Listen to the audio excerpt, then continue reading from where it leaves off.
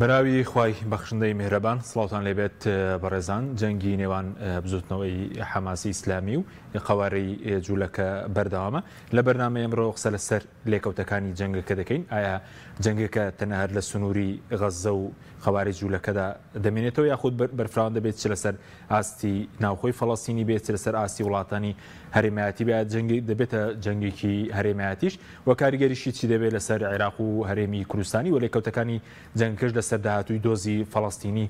قسەی لەسەر دەکەن لەگەڵ هەرێک لە بەڕێزان ماوەستە سامان ڕەباتی ئەندامی سەرکردایەتی کۆمەڵی دادگەری لە ستۆدیۆ هەروە لە هەولێرەوە دکتۆر عوسمان عالی سەرۆکی سەنتەری تاسک بۆ هزر و لێکۆڵینەوەی استراتیژی سوپاسی ئامادەبوونتان دەکەین مامۆستاوە خێر بێن سوپاس دەکەین. ئەگەر سەرەتا لە گەردەلوولیا قساوە دەست پێ بکەین جەنابەت بە دەستکەوتێکی گەورە بۆ بزوتنەوەی حەماس دەیبینی کە لە حوتی ئەم مانگە ڕوویداوە تاکو ئێستش بەرگری کارە فەڵەستینیەکان لە بەشێک لە ئۆردوگای جوولەکە نشینەکان لە دەوروبەری غەزە کە کۆنتڕۆل نەکردووی ئێستش لێ ماون و بڵین پێکدادان بەردەوامە. بەڵێ بەتاکید هەر نەک دەستکەوتێکە توانی بڵێ قۆناغی پێش ئەو گەردەلوولە وەکو قۆناغی دوای ئەوە نییە. گۆڕانکاریکی نەوعی بوو کاتوانین بڵێن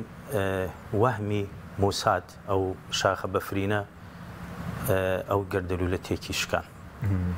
و ئەو هێزە زەبەلاحی کە بیستەمین هێزی دنیاە مقاومەی ئیسلامی ئیسپاتی کرد کە ئەو هێزە فشۆڵە و هێزێکی زۆر ترسنەوە کە بە ئاسن چواردەوری خۆی گرتووە ئەینا لە ناخیا وەکو قیەم وەکو مەبدە بڕای بە قەزێکی خۆی نییە. هەر بەڵگەش بۆ ئەوە مەسەلەن جوندی ئەگرن ئەگری ینی کایبن بۆ تەجنیدی ئیجباری ئەگری ئەپارڕێتەوە بۆ ئەوەی نەیبن یعنی ئەوان قەزیان نییە مەبدەیان نییە لەبەرەوە بە تاکید سەرکەوتنێکی گەورە بوو بۆ سەرکەوتنەکە عسکەریە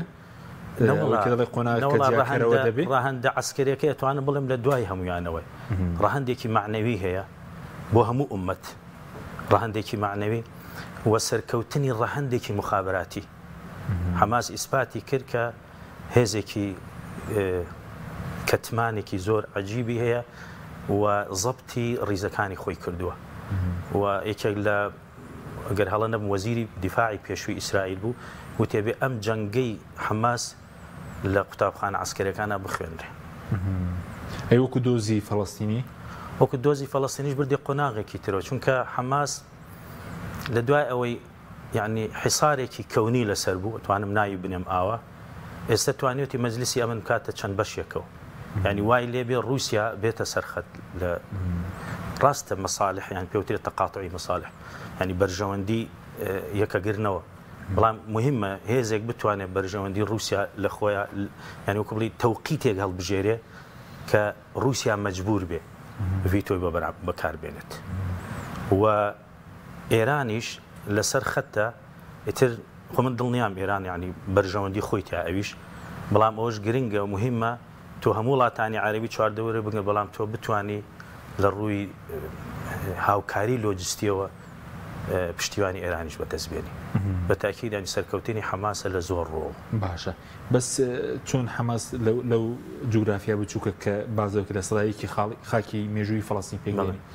توانێت خۆڕاگری هەیە لە 2007ەوە لە دوایەوەی کە بڵێن دەسەڵاتی گرتوۆتە دەست لە کەرتی غەزە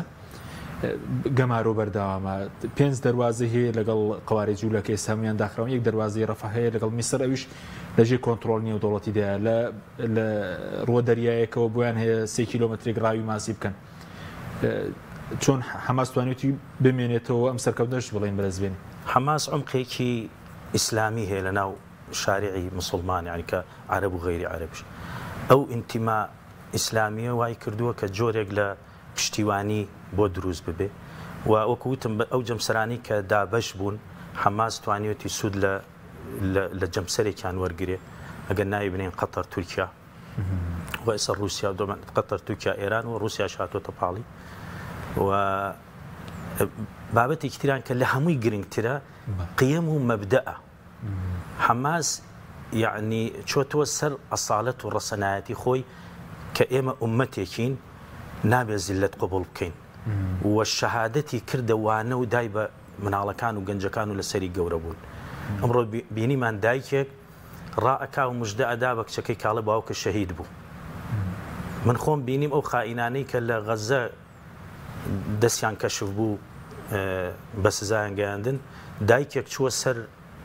مەیتی کوڕەکەی بە قاچ لێدا ئەیوت ئەمە کوڕی من نییە حاشا بێ لە قیامەتیش نادناسم ئەو جەرگە کە ئەو قەناعەتە دروستیەکە ئەو مەبدەئە دروستیەکە بە تەئکید ئەبێ هەر بەرهەمێکی ئاوای هەبێ یا بۆ نمونە زەوی یعنی ملیۆنان دۆلارە خەنە بەردەستیان لە بەرەوەی زەویەکەی بفرۆشە نایفرۆشێ کەەوە بە چەند جار بە هەر ئیمتیحان کراون تەسویر کران بۆی بزانین موقفیان چۆنە بێ و لە حەقیقەتی شاوایە زۆرێکیان تاوان بەشی خۆفرۆشیش بتێونەتوێ هەر هەیە بەڵام ئەوەی کە زاڵە بەسەر تابعی غەزەیە ئەو خەڵکە قەناعەتێکی بۆ دروست بووە ئەگەر عیزەتی نەبێت تیاچوو. سوپاس دەکەم دێمە خزمەت مامۆستا کاک دکتۆر عوسمان سوپاسی ئەمەدەبوونی بەڕێزشت دەکەین ئەگەر جەنابەت دوایین خوێندنەوەمان بۆ بکەی سەبارەت بە گۆڕانکاریەکان کە لە حوتی مانگەوە ڕووی داوە و لێکەوتەکانی وایە ئەم جەنگە هەر لە سنووری کەرتی غەزە دەمێنێت و یاخود بەرفراوانیش دەوێت. بە ناوی خودای گەورە و میهرەبانەوە سڵاو لە بینەرانتان سڵاو لە میێوانە بە ڕێزەکەت بەڵێ لەو ڕۆژەوە لەم سێ ڕۆژە زۆر شت گۆڕا لە هاوسەنگی با بڵێن ململانی عەرەبی ئیسرائیلی یان فەڵەستینی ئیسرائیلی یەکەم هاوسەنگ کە ئەبینین کە گۆڕا ئەوەیە کە لە ئەوساتی با بڵێن عەرەبی ڕەسمی ئەو حتا لە بەشەکانی زۆربەی دام و دەستگاکان کە سیاسەتی دەولیە خوێنن ئەڵێن سوپای ئیسرائیلی سوپایەکە هیچ شکست قبول ناکە و تووشی نابێت و ئەگەر تووشی بێ زوو معادلەکان ئەگۆڕێت یان سوپای ئیسرائیلی دائیمەن با بڵێن دام و دەستگای مخابەراتی ئیسرائیلی کە پێڵێن مۆساد و شێن بێت ئەوان لەگەڵ ئەمریکا لەگەڵ CIA و FBI پەیوەندیکی زۆر بەهێزیانەیە بەڵام حەماس توانی بەو ئۆپەراسیۆنەی کە کردی کە بچێت لە ئەو خەتەی کەەوە ئەو دیواری کە بە جۆربەی زۆربەی نووسەران لە جیهاندا پێڵێن دیواری ڕەگزپەرستی ئاپارتایت ئەو دیوارە کە لە بینی فەڵەستینیەکان و کە فەڵەستینی کردێتە سێ چوار پارچەوە کە عەزلی بکات لە ئیسرائیل ئەو دیوارە بە نێزیکتری بە باشترین جۆری تەکنۆلۆژیە با بڵێن تایەتی 9 مەتر لە ژێر عەردە 8 مەتر لەسەر عەردە ئەمانە و باشترین تەکنۆلۆژیای با بڵێن هەواڵگیری تایە تیرێک نێزیکی بکەوێ بێڕۆحە بێت باشە چۆن توانی ئەو هێزەکانی حەماس توانیان 1000 چەکدار ببەنە پشت ئەو دیوارە چۆن توانیان ئەو ئۆپەراسیۆنە بۆ 3 ڕۆژ تاکو ئەم ڕۆژ لە 6 با بڵێن پازگەی ئیسرائیلی 6 مستەوتەنەی ئیسرائیلی جوولەکە نشینی کە عەرزی فەڵەستینن لە ئەسڵا بەڵام ئێستا پێڵێن عەرزی ئیسرائیلی 48 چۆن توانیان ئەو ئۆپەرێشنە ئەمە هەروەکو مامۆستا سامان فەرمووی ئەمە ئەبێت جێگای تۆژینەوە لە 2 ڕۆژە چۆن ملەتێ بە خوێندنەوەی من ئەمە هیچی تیانە لەوە نەبێ کە ئیرادەیەکەیە کە ئەوەلەن ئیرادەی ملەتێکەیە لە زندانێک ئەژێ پێڵێن زندانێکی گەورەی کراوەی غەزە 2 ملیۆن و نیو کەسی تایە ئەمە 15 ساڵە ئاویان لێبراوە کارەبایان لێبراوە ئەم شوێنە دەوڵەمەت با بڵێن قەڵەبارەخترین شوێنە لە جیهاندا لە نوفوسی بەشەر بۆ کیلۆمەترێک ئەم شوێنە کە بە سەدەقاتی خەڵکی ناو فەڵەستین و دەرەوەی فەڵەستینەژێت ئەم شوێنە توانایەکی ئابووری بە تایبەتی غاز ئەوەی هەیە ببێتە دووبەی دووەم بەڵام ئیسرائیلەکان و بەداخەوە ڕژێمە عەرەبیەکان وەکو مسر وەکو لوبنان وەکو ئوردن تۆق کراون نایڵن ئەو شوێنە بە تایبەتی مسر لەلایەنی غەزەوە تۆق کراوە نایڵن ئەو شوێنە پێشکەوێت لەبەرەوە یعنی ئەوەی ڕوویدا ملەتی فەڵەستینی لە غەزە ئەوێ بڵێ بابە من ئیتر ئەوە تەحمل ناکەم من بەعزە کەسێک ئەڵێ ئەمە شەڕێکی خۆکوژیە بەڵام ئەوان کوژراون ئەوان لە ژیانێکە ئەژێن ژیانی بەشەریتیانە یعنی بەسیترینش و ئەوەی جێگای وەکو بڵێ زۆر بەداخەوەیە کۆمەلگای نێودەوڵەتی 15 ساڵە لەسەرەوە بسکوتە بەڵام ئێستا فەرموو ئەوە ئەمریکا و زۆربەی وڵاتانی یەکێتی ئەوروپا ئەڵێن ئێمە لە ئیسرائیل تێگەین مافی خۆی هەیە بچێت تۆڵە بسەنێ تۆڵە لە کێ بسەنێ تۆڵە لە 2.5 ملیۆن فەڵەستینی بژێکە لە غەزەن چونکە مواقعی با بڵین هێزەکانی حەماس معسکراتی تایبەتیان نییە لە ناو ملەتەکەن لەبەرەوە ئەمە مجتمعی دەولی بەڕاستی نیفاقێکی زۆر سەریحەدا چونکە چیەڵێن ئەوەی نەتەنیاهو ئەڵێ من ئینتقامەکەم ئەڵێن ئینتقامێکی گەورە ئەەکەم و شەڕێکی سەخت و درێژخایەنەکەم شەڕەکە لەکوێ بێ لە ناو غەزابێ بە گوێرەی قانونی جنێڤە 1963 ئەمە نابێ ئەم کارە بکرێ چونکە تۆ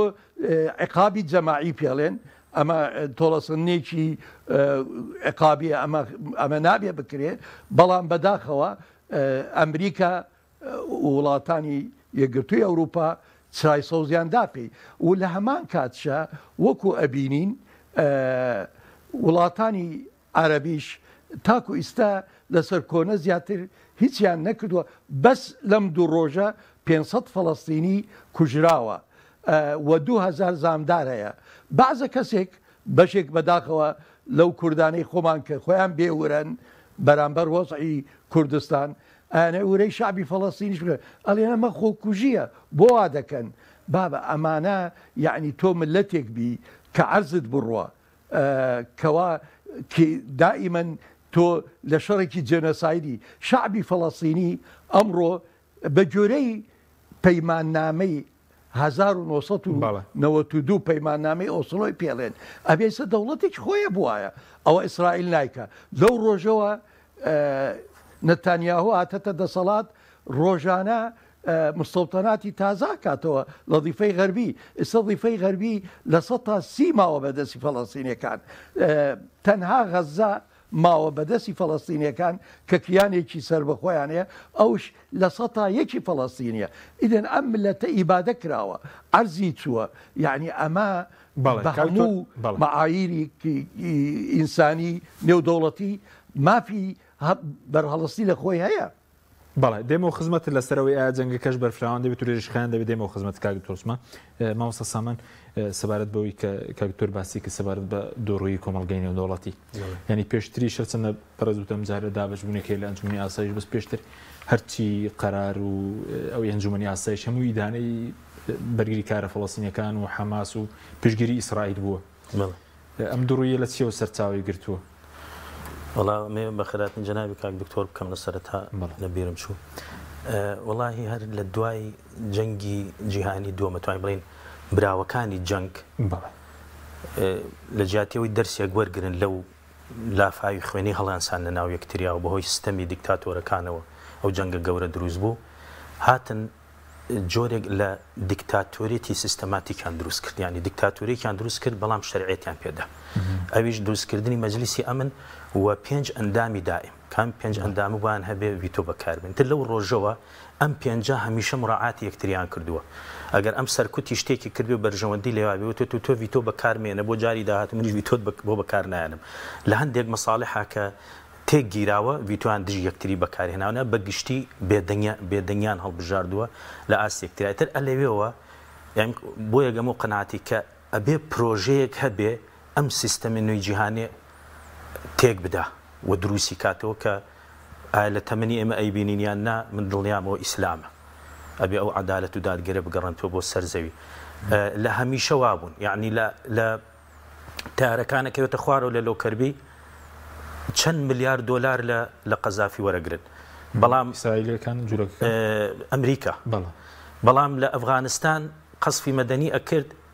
ئەگەر بچوایەتە ژێربار نەفەری 100 دلارێدا بۆ مردوویەکی ئەفغانی کوژراوێکی ئەفغانی بۆ خۆیان ملیارات دلار بۆ یەک تیارە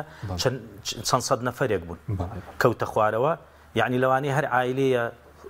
چەند ملیۆن دۆلاری بەرکەوت بێ لە خوێنی ئەوانی کە کوژراون ئەلساس ئەو کاتە بڵێن قەزافی متهم بوو بەڵام بۆ ئەفغانەکان ئەوە ئەکەن بە هەمان شیوە یعنی بۆ دیموکراسیەکەشیان خۆ حەماس بە دیموکراسی یعنی هاتوۆتە سەر حکم بەو میکانیزمی کە خۆیان بڵێ بەوە هاتووە بەڵام اعتراف پێ ناکەن خۆ من سامی ئاماژە بەم بە شتێک یعنی من ناتوانم خۆی براوی هەڵبژاردن لە 2006 اعترافیان پێ نەکرد یعنی من ناتوانم کەیسی حەماس لە مرسی جا بکەمەوە ناشتوانم لە حرەکەی نەهەزەشی جا بکەمەوە ئەمە هەمووی پاکێجێکە معاملەیەکی کەونیە ئەمانە مەشروعن مەشروعی گێڕانەوەی سیادەیە مەشروعی گێڕانەوەی یعنی من خۆم خاوەنی خۆمم وجودم ئەبێ هەبێ مەشروعی ڕەتکردنەوەی تەسلیم بوونە یعنی قەومیەکان دۆڕانیان ئەلمانەکان دۆڕانیان هەمووی تەسلیم بوون نەگە تەسلیم بڵێ غەیری عەرەبیش هەموو وڵاتانی موسڵمان ئەوەی ئەلمانی و قەومیە کە دەسەڵاتی بەدەسە ڕائەکا بۆ تەسلیم بوون هەنجار قبوڵیش ناکرێن یعنی ئەوەنە زەلیل بوون قبوڵیش ناکرێن لەبەرەوە ئەوە ئێستا ئەو پرۆژەیە کە هەیە ئەم پرۆژەیە کە لی ئەدرێ بۆیە ئەو ناعەدالەتی ئەبینی یعنی مرسی ساڵێک لەسەر حکومە بێ سەدان موامەرەی لەکەن هەتا ئیخن جا من ئەبینم خەڵکێکی خۆمان یعنی ئەوە سادە سەیری هەندێک قەزەیەکە ئەڵێ نەیانزانی وا بکەن و نەیز کاکە مەسەلە ئەو نەزانی نییە مەسەلە موامەرەی لەوانەیە تەنها بڵێ کاکەیان خۆت هەڵمە بژێرەوە چۆن انتخاباتەوە بەسەرۆکانی ئێمەش منطقی نییە لەبەرەوە مۆزوعی حەماس بەلای لێدان لە پرۆژەی ئیسلامی لێدان لە پرۆژەی سیاسی ئیسلامی کە ئەو پرۆژە سیاسی ئیسلامی ینی پرۆژەی بوون پرۆژەی وجود ئەینا پرۆژەی داوی ئەمانە زۆر کێشیان نییە یعنی مرکزێکی تحفیظ قورئان کەرەوە خەڵک فێری نازانم حەزەکەی بڕۆ لە تەل ئەبیب یعنی مرکزێکدان هیچ کێشەی نییە ئەو کاتێک کێشەی لەگەڵ تۆ هەیە بڵێ نەوتی خۆم ئەبێت تەسەڕفی پێوە بکەم ئەبێت تەسنی عسکەریم هەبێ ئەبێ اقتصادم هەبێ نابێ بانقی نێودەوڵەتی هەیمەنەی بەسەرما هەبێ ئەبێ من خۆم نەوت دەرکەم ئەبێ وزە خۆم تەسەڕفی پێوە بکەم ئەو لێ قبوڵ ناکە ئەو ئەوێ تۆ بازاری ئیستیهلاکیت لەکوێ ماڵەکەی ساکاتەوە لە ناو ئێمە لەبەرەوە هەر دەنگێک بەرز بۆ کە ئەبێ من هەبم ئەو لێ ئەدا وی من گەیشتمەتە قەناعەتێ ئەگەر ئەلمانیەکی کە من ناو ئەلمانی ساڵح یعنی ئینتیمای بۆ نیشتیمانی خۆی هەبێ وڵاتی خۆی خۆش بوێ ئامادە نەبێت تەسلیم بێ ئەگەر ئەلمانیش بێ ئەوان لێ قبوڵ ناکەن خاوەنی بێوێ خاوەنی سیادە بێ و ئومەتە ئەمە بۆ دەسەڵاتدار هەموو وڵاتە عەرەبیەکانیش دروستە بۆ هەمویان دروستە ئەگەر هەر کاتێک تەسلیم نەبووی تۆ معڕەزی بۆ هەموو ئامەرێک لەبەرەوە بابەتی حەماس من بچووی ناکەمەوە بەڕاستی لە حەدەسێکە لەگەڵ حەماسە یا ڕووداوێک زۆر لەوە گەورە کاریگەری چییە بەسەنە سەر پارتە ئیسلامیەکانی جێگەر سەرکەوتن بە زمینە خۆ لە مجوڵانەی حەماس بۆ دۆزە ئیسلامیەکەش یعنی قسەکە ئەوەیە کە تۆ مامەڵە لەگەڵ تۆ جیاوازە یعنی مامەڵە لەگەڵ هێزە ئیسلامیەکان جیاوازە جاسە قەزەیەکی تر هاتۆتە پێشەوە یعنی جاران مەسەلەن لەوانەیە ئەتوانم ئاوە ناویبنێم مرکزی بەرژەوەندەکانی ئەمریکا لە ناوچەکە ئیسرائیل بووە یعنی ئیسرائیل چەقی بەرژەوەندەکان بووە هەر کاتێک تۆ خەتەروی بۆ ئەو چەقە مامەڵە لەگەڵ ناکە بۆیە هەموو وڵاتە عەرەبیەکان ڕاکەڕاکیانە حاکمەکان تەطبیقکە لەگەڵ ئیسرائیل بۆ لەبەرەوەی مامەڵەیان لەگەڵا بکرێ لەبەرەوەی هاوکاریان بکرێ بمێننەوە ئێستا قەزەیەکی تر هاتێتە پێشۆ بابەتی جێندەر و ئەم بابەتە ئێستا ئەوەش چەقێکی ترە ئیشی لەسەرکرێ بۆیە تەطبیقی پێشوو هی مصر و ئوردن و لە دوایش سوڵتەی فەلەستینی لەگەڵ ئیسرائیلە توانی بڵێ هەندێک تەنازولاتی سیادی لەگەڵا بووە بەڵام ئەمەی ئیمارات و بەحرێن ئەوانێ دوای دێ تەنازولاتی عەقیدەیی تەنانەت سڕینە و تەهمیشکردنی ئیسلام لە پرۆژەی سیاسی و لە دەوڵەتداری و لە شەریعەت لە تەشریع منەو قەناعەتم هەیە ئێستا یعنی لێدان شکانی حەماس شکانی پرۆژەی سیاسی ئیسلامی ئەمە من حەزەرێکە ئەیڵێم یعنی بۆ هەموو موسڵمانێک شکانی ئەو سەنگەرە شکانی قیەمی ئیسلامیە شکانی بەمەرجەعکردنی ئیسلامە بۆ دەستور شکانی پەروەردەیەکی تەندروستە بۆ مناڵەکانمان ئەبێ ئێمە ئاوا بڕوانیشان قورسە ئاسان نییە ئاسان نییە ئینشاڵڵا خی گەورە پشتیوانەکە بەس قسەکەم ئەوەی ئەبێ ئەم وا سەیری مەکەن ململانەیەکە لە چوارچێوەیەکی جوغرافی بچووک نە ململانەکە کەونیە. سوپاس دەکەم دێمە خزمەت کاک دکتۆر سەبارەت بەوەی کە ئایا جەنگەکە بەرفراوان دەبێت و ئەمڕۆ نەتەنیاهۆ سەرۆزیرانی قەوارە جوولەکە باسی لەوە کردبوو کە وەڵامەکەیان بەم شێوەیە کە خۆڕەڵاتی ناوەڕاست دەگۆڕ ئایا جەنگەکە بەرفراوانتر دەبێت کوێ دەگرێتەوە؟ بەڵێ من پێشەوەی وەڵامی ئەو پرسیارە بدەم منش لەگەڵ ئەو بۆچوونەم کە یعنی حەماس نابێ وەک ڕێکخراوێکی عسکەری لەم شەڕەدا بێ بۆعدە عەقەدەکەی باس بکرێ بەڵێ بۆعدی ئیدیۆلۆجی ئەوش ئیمان بە قەزیەکە تەبان ئێمە من نامێ بڵێم بەس ئیسلام تەنها ڕێگایە بۆ ڕزگاریکردنی ملەتەکان عەقیدە پێویستە شعبی ڤێتنامی دژی درڕندەترین هێرشەکانی ئەمریکا بوو و موسڵمان نەبوون سەرکەوتن ئەوەی ئەمەوێ بڵێم حەماس بۆعدێکی عەقەدی گەڕانەوە ململانی عربی ئیسرائیلی ئەمە ڕاستە ئەمە حەقیقەتە و ئەمەش فاکتەرێکە لەو فاکتەرانەی کەوا وای لێ کرد ئەو دەستکەوتانە بەکاربێنێ لە سێ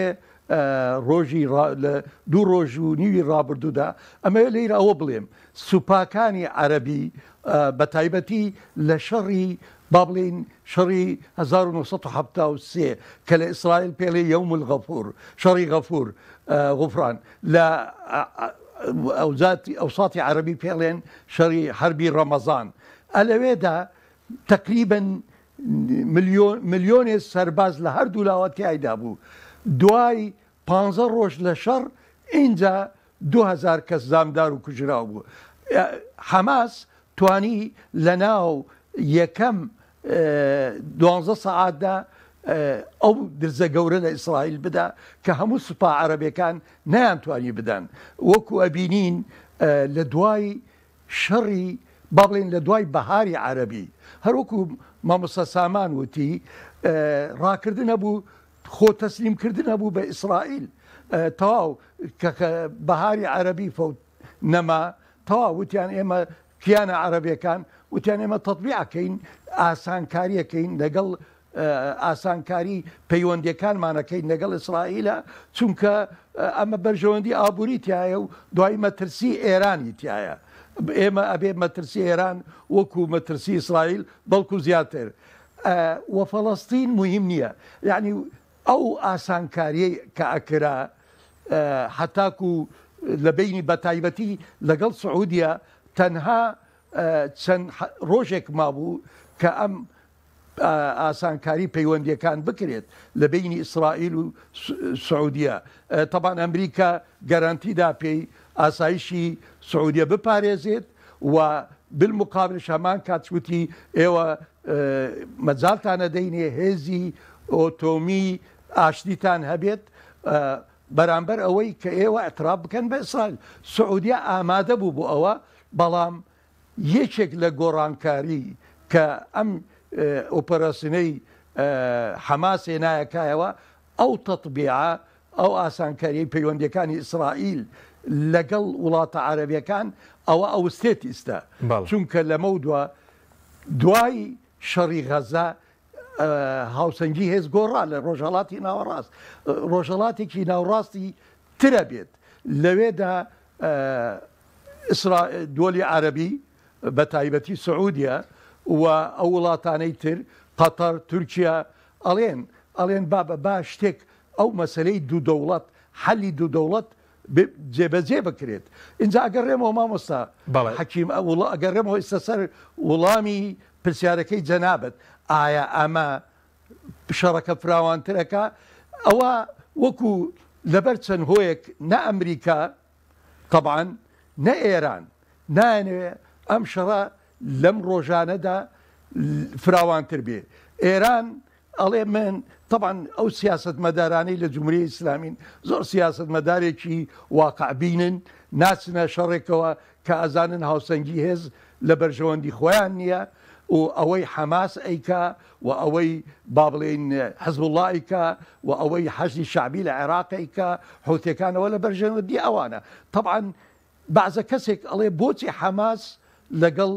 ئێرانە ئەم پەیوەندیەی کردووە کە ئێران جێگای گومانە طبعا ئێمە لێرەدا ئەمانەوە بڵین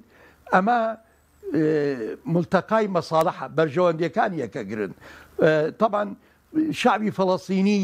بە تایبەتی لەم ڕۆژانەدا وەکو بلێ یەکێکە کەوتە ئەخینچێ دەست درێژەکە بۆ هەموو شتێک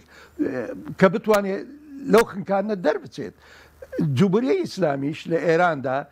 لە ئاسایشی لە سیاسەتی ئاسایشی نەتەوەیی جمهوریەی ئیسلامی عەقیدەیەکەیە ئەوش ئەڵێ ئێمە دائیمەن لەژێر ترسی دژمنکاری ئەمریکا و وڵاتانی غەربی و ئیسرائیلین باشترین عەقیدە بۆ ئێمە جەبهەی شەڕ ببینە دەرەوەی سنووری ئێران تورکیا با بڵێن لوبنان سووریا عێراق یەمەن لەبەر لێرەدا بەرژەوەندی حەماس لەگەڵ بەرژەوەندی جمهوریەی ئیسلامی یەکی کردووە بەعزە کەسێک ئەڵێ کوردەکان ئەڵێن بەعزێت برایانی کورد خوێندم ئەڵێن ئەمە مەترسیە و ئەوە حەماس کەوتەتە گەمەی ئێرانەوە بەڵام ئێمەی کوردش لە شەستەکان لە هەفتاکان کە شەڕی مان و نەمان بوون مەجبور بووین دەست بۆ شای ئێران درێژ بکەین مەجبور بووین دەست بۆ ئیسرائیل درێژ بکەین ئەمە واقعە اینجا با بگەڕێنەوە بڵێ شەڕەکە گەورە نابێ لە سنوورێک لەکوێ دەوەستێ چۆم شەڕەکە لەکوێ دەوەستێ گەورە نابێت و بۆچی ئەمریکا لەگەڵ گەورەبوونیشی دانیە یعنی من ئەڵێم شەڕەکە ئەمڕۆ با بڵێن دوێنە مرکزێکی دراساتی استراتیجی لە تەلەبیب دراسەیەکی بڵاو کردەوە ئەڵێ هیچ ئیسرائیل هیچ بژاردەیەکی دەستدانە لەوە کەمتر بێ کە درزێکی گەورە لە حەماس بدا با بڵێن قورسایی حەماس لە ناو فەڵەستینە لە غەزا ئەبێ نەمێنێت لە هەمان کاتشە چێڵێ ئەڵێ ئەبێ درزێکش بدرێ لەو هێزانەی کە خۆیان بە جەبهەی مقاوەمە ئازانن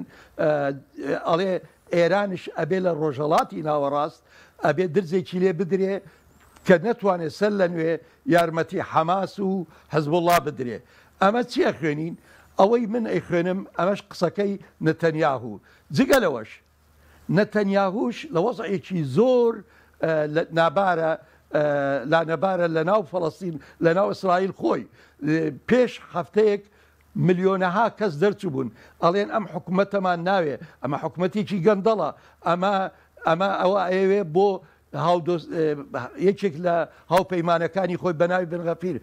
سوپایکی میلیشیا وەکو حەشد شعبی وەکو با بڵێن سوپایکی سوپای پاسداران لە ئیسرائیل خەڵق بکە شعبی ئیسرائیلی زۆر نامرتاح بوون لەبەرەوە و لەبەر ئەوەی تۆمەی گەندەڵی هەیە لەسەری لە محکەمەکان نەتەنیاهوو ئەوێ شەڕەکە بباتە دەرەوەی فەڵەستین دەرەوەی غەزا لەبەرەوە چیەکە ئەڵێت ئەم شەڕە با بڵێن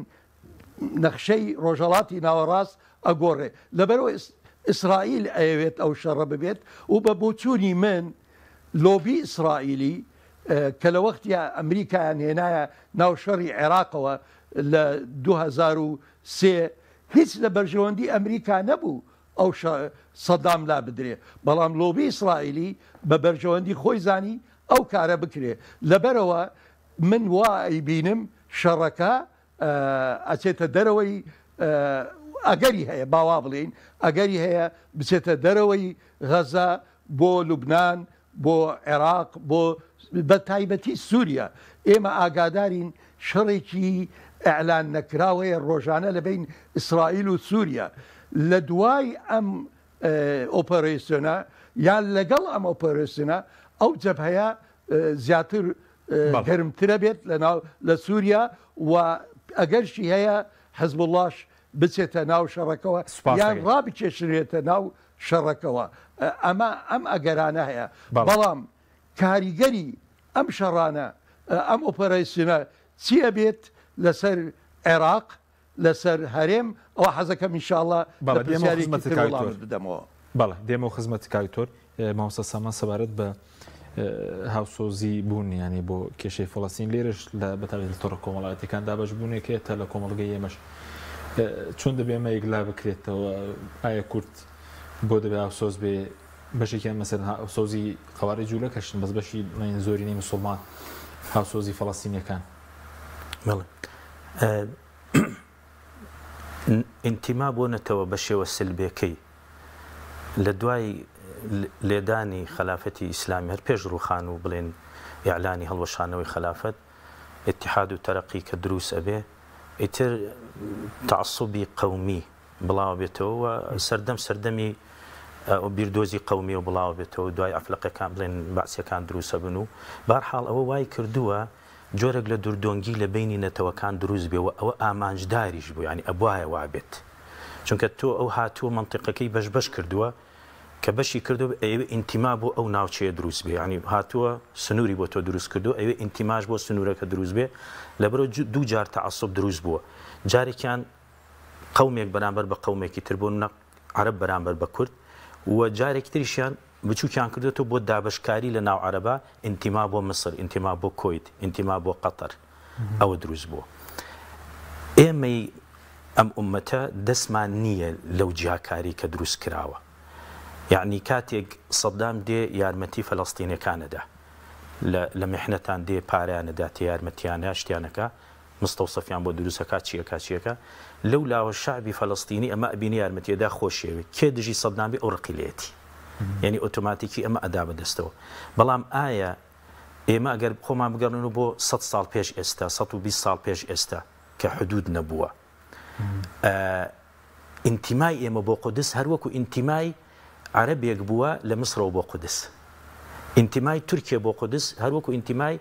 فارسێک بووە بۆ قودس یعنی هەمومان لەوا یەک بوون ینی قودسی هەمومان بووە قیبلەی یەکەممان بوو ئێستاش هەروایە ئەوەی لەسەر ئەو ئەساڵەت و ڕەسەنایەتێ ماوە بەرگری لە شوناسی ئومەت ئەکا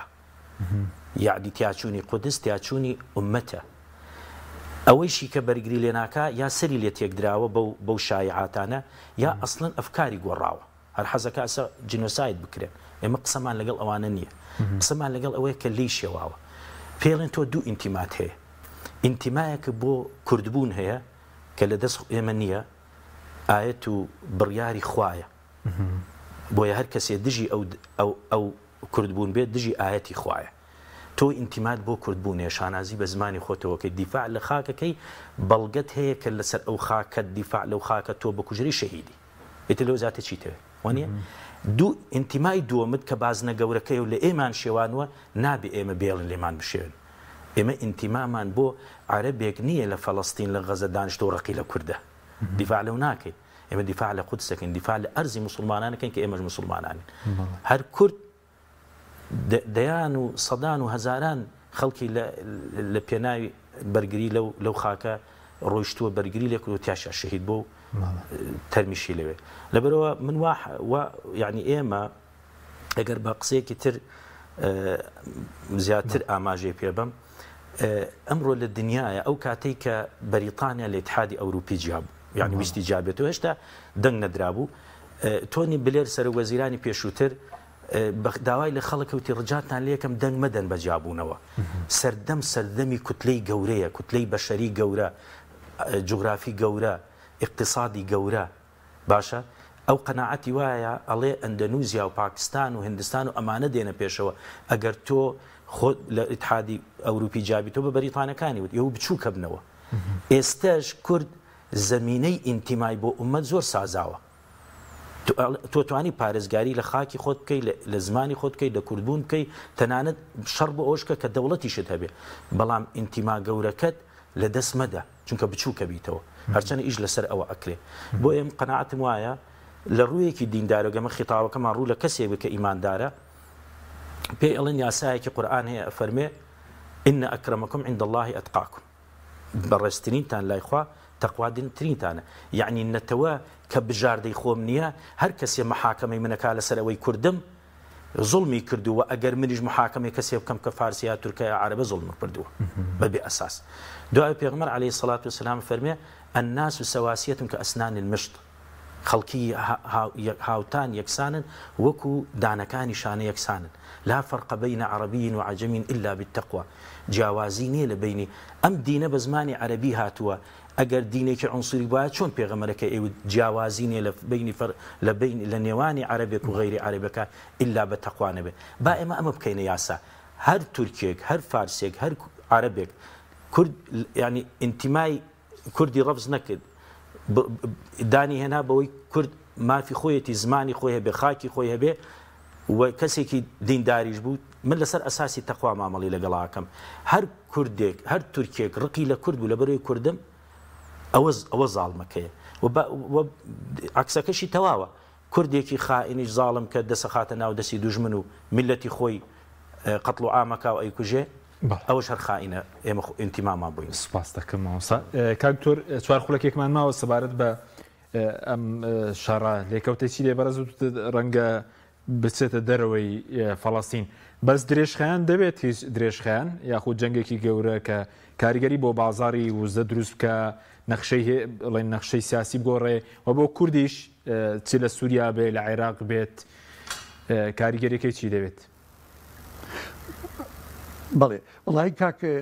مامۆستا حەکیم حەزەکەم بە خێرایی وڵامیان پرسیار بن بەڵام پێشەوەش ئەمێ خاڵێک بڵێم بەداخەوە لە ئەعلامی کوردی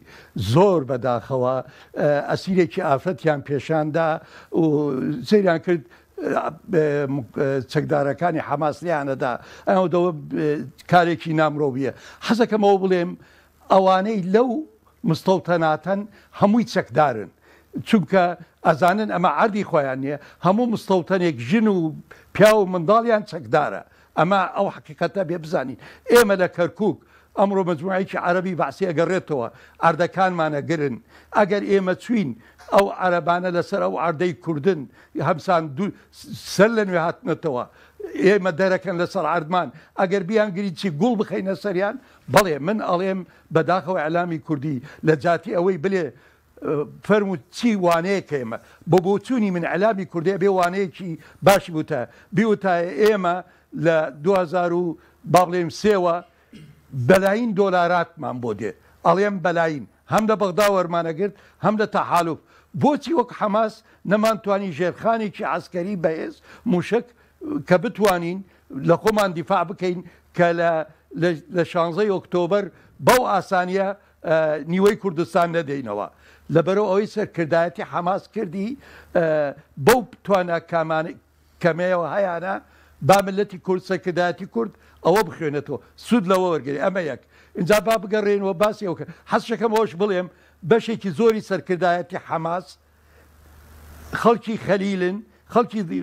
غەزەن و لە ئەسڵا کوردن و خۆیانش بەو پەڕیشانازیەوە بە تایبەتی لە شاری خەلیل کوردەکان پێشەنگی کاری جیهادی با بڵێن کاری حەماسەکەن ئەگەڕێمەوە سەر وەڵامی پرسیارەکەت طبعاً هەر وەکوتم ئەمریکا لەبەرەوەی ئیستا شەڕی هەیە لە ئۆکرانیا و ئەو شەڕە بۆ معسکەری غەربی بۆ ئەمریکا شەڕی مان و نەمانە نایەنەوێ ئەم شەڕە لە فراوانتر بێتە ڕۆژهەڵاتی ناوەڕاست ئەمەی بگرێ چکەوە لە بەرژەوەندی رووسایە ئەمریکا ئەوەی ناوێ بەڵام ئەوەی من وتومە و ئەیڵێمەش ئەگەری هەیە ئیسرائیل تەقەلا بدا ئەو شەڕە فراوانی بکە اینجا بابین طبعا ئەم شەڕە شەروەکو جەنابەت فەرید مامۆستا حەکیم ئەگەر ئەم شەڕە بێتە ڕۆژهەڵاتی ناوەڕاست وەکو 73 بێتە کێشەیەکی گەورە کێشەی وزە کێشەی نەوت وزە کە ئەمڕۆ ئەوروپا ناتوانێت تەحملی بکە ئەمریکا ناتوانێت تەحملی بکە لەبەر شەڕی ئۆکتۆبەر لەبەرەوە ئەمریکاوەی نییە و ئەمریکا کە ئەم هێزەی ناردووە ئەم هێزەی دەریایی ئوسوڵی 6 ئەڵێ ئێمە ئەوەمان ناردووە حتاکو نێڵین وڵاتانی تر سوود لەم وەزاوەرگرن خەزیان ئێرانە ئایا ئەمە چۆن ئەم شەڕە دێتە ناو چی کاریگەری بێ لەسەر کورد یعنی ئەماڵێم یەکەم کاریگەری لەسەر کورد ئەوا بێ لەمە دووە لە دوای ئەم شەڕە لەبەرەوەی ئەمریکا ئاگادارە هەرچی حەماس هەیەی بە تایبەتی چەک و موشک و ئەمانە ئێراندایەتی پێیان لەبەرەوە هەروەکو ئاماژەم پێی کرد دەستگا هەواڵگرەکانی ئیسرائیلی باسەواکەن ئەبێ لە هەژمونی ئێران بدرێ معنای لە عێراقا ئەگەری هەیە زیاتر میزانیەتی عێراق کە پارەی نەوتی لە واشنگتنە کەم بکرێتەوە فشار بخرێتە سەر حکوومەتی با بڵێن سوودانی چونکە مالیکی هەرچەندە سوودانی هیچی نەوت بەڵام مالیکی کە بەڕێوبەری با بڵێن سەرکردەی یەکەمی با بڵێن تەحالوفی شیعەیە وتی ئێمە لەگەڵ ئەوەین ئەمە ئەمریکا ئەمە دراساکە لەبەرەوە کورد لەم بارودۆخەیەدا ئەتوانم بڵێم هەرێم سوودمەند دەبێت لەم مەسەلەیەدا عێراق ئەکەوێتە و ئەگەرشی هەیە وەزع لە ڕۆژهەڵاتی ناوەڕاست فشار لەسەر جمهوری ئیسلامی زیاتر بێت نەک شەڕ بێ بەڵام فشار زیاتر بێ ئەوەش سوودبەخشە بێ بۆ کورد ئەوە بینیم و لە سووریاش ڕژێمی ئەسەد زیاتر فشارە خرێتە سەری ئەوەش بۆ کوردەکانی سووریا بەسوودترە بێت. بەڵێ سوپاس دەکەم ماوەستا گەشتێکت ناوێ کوتی کاتمان وڵات بە خێرای